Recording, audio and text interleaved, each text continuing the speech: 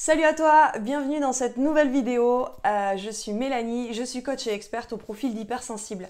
Concrètement, j'aide les hypersensibles à transformer leur émotivité en super pouvoir. Si ce n'est pas déjà fait, je t'invite à télécharger ton test d'hypersensibilité dans la barre de description. C'est un test de 15 questions. C'est un cadeau, c'est gratuit, donc profitez-en tant qu'il est gratuit pour aujourd'hui. Aujourd'hui, on va voir les 4 livres sur l'hypersensibilité / haut potentiel. Si tu ne sais pas ce que c'est un haut potentiel, je vais t'accrocher une vidéo qui parle de haut potentiel surdoué et je t'invite à la regarder. Reste bien jusqu'à la fin de la vidéo, je vais te dire le meilleur pour la fin. Ce sera le livre vraiment que j'ai adoré et que je conseille fortement. Petite mise au point, ma façon de lire, je lis en diagonale les livres. Je ne les lis pas de façon traditionnelle, de gauche à droite. Je vais chercher, dans le développement personnel, des solutions concrètes. Donc je me rends tout de suite dans la table des matières et je cherche les chapitres qui peuvent répondre à un problème ou me donner des clés. Le premier livre que je te conseille, c'est Saverio Tomasella, À fleur de peau. Ce livre, il est écrit sous forme de roman.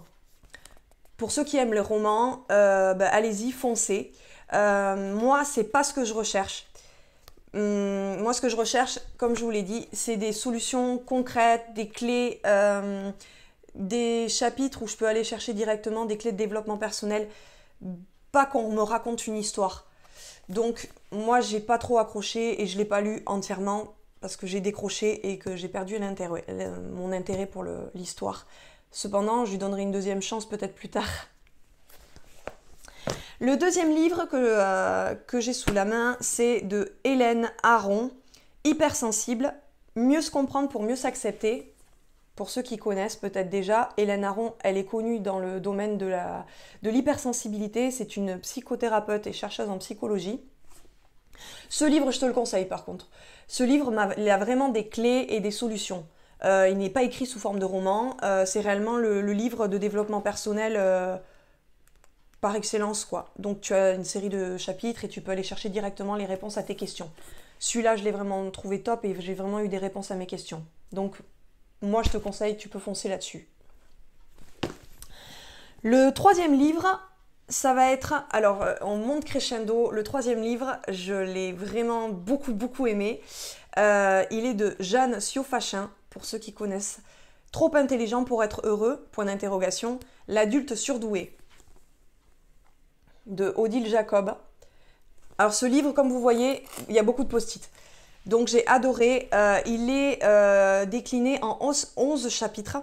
Et moi, là où ça m'a le plus apporté de solutions et de clés, c'était le chapitre 4, à la découverte, si je me souviens il faut que je regarde, se découvrir surdoué. Donc comment peut-on se découvrir surdoué? Comment savoir que l'on est surdoué? Poser le diagnostic de surdoué, la démarche du diagnostic, le bilan à l'âge adulte, le diagnostic, de la libération à une nouvelle inquiétude. Ce chapitre-là, je viens de vous donner toutes les thématiques qui étaient traitées dedans. J'ai beaucoup aimé et qui m'a vraiment donné beaucoup de réponses à mes questions. Et le deuxième chapitre qui m'a beaucoup aidé dans ce livre, c'est comment faire pour aller bien. Je te lis pas tous les thèmes, mais voilà quelques thèmes, je les prends par ordre, comme ça vient. La capacité à rebondir est aussi importante que la capacité à sombrer. Le grand ménage du surdoué, les montagnes russes. L'intelligence comme ressource. L'hypersensibilité comme talent.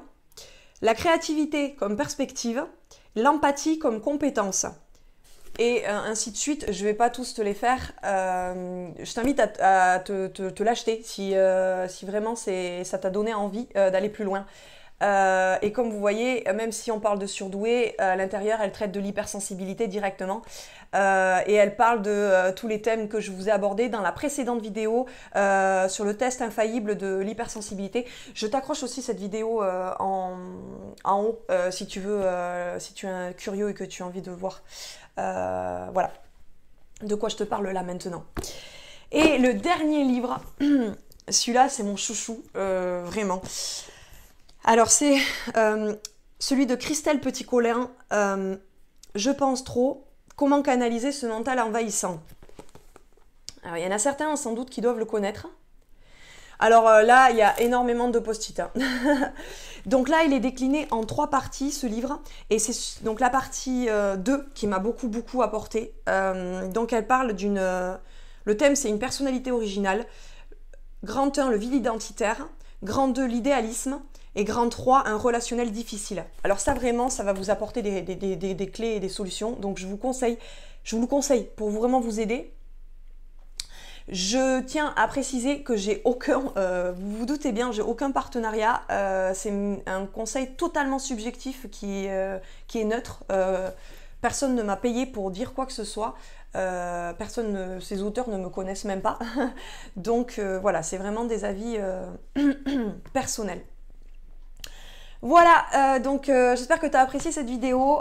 C'est le bon moment pour t'abonner. Donc tu cliques en bas à droite le rectangle rouge s'abonner. Active la cloche de notification qui est au-dessus du bouton s'abonner pour connaître mes prochaines publications de vidéos. Aujourd'hui, mon rythme de publication, il est de 2 vidéos par semaine à 9 h, le mardi et le dimanche.